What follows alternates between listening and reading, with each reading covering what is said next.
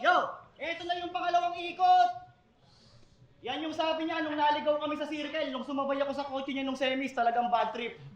Pasalamat ka, meron akong utang na loob at nagtitipid ako sa pamasahe nun, kundi sinuntok ko na yung ulo mo galing backseat.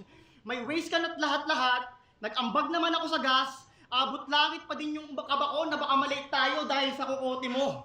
Pero at least ngayon, mararanasan mo na makapag-skyway nang hindi dala yung kotse mo. Kasi tanginang biyahe yan si Shanti, freestyle ng freestyle. Si 7K nagbibigo live. Si Jabo, tamang kausap sa mga batang nag-aalok ng mineral, ang putang inang torpedo pile. Jabo, 7K, Shanti, pag pinagsama, J7S, tangina tunog cellphone. At mas giniginaw pa ako sa yabang ng kwentuhan ng mga hayop na to kaysa sa aircon. So bali kaya ka nandito, kasi nag-joke yung kalaban mo nung semis, ngayon sasamain ka sa akin. Habang ako nandito, kahit nag-joke ako nung semis, ngayon sino magaling sa atin? Nung natalo ako kay si Rhyme, Dodong, naglabasan mga crowd na ungas. Oo, pinaikot daw nung CD, kaya mga rounds ko butas, tangina mo dyan, Brent. Matatalo ka muna sa akin bago yung crowd sa yung sound gumusto. Huwag kang proud na gusto. Oo, JB, L muna kailangan tanggapin na gumanda tunog mo. Kasi ano bang nakakatakot?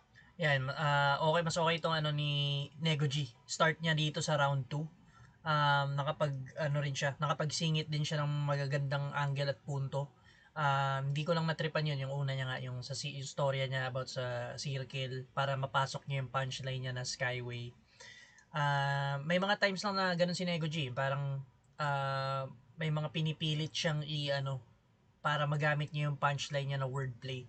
Pero yung mga inano niya rito, yung tinalo siya ni C-Rhyme, Dodong, CD, tapos butas nga yung gitna pag CD, di ba? And then ano niya rin yung ano yung dulo niya sinabi.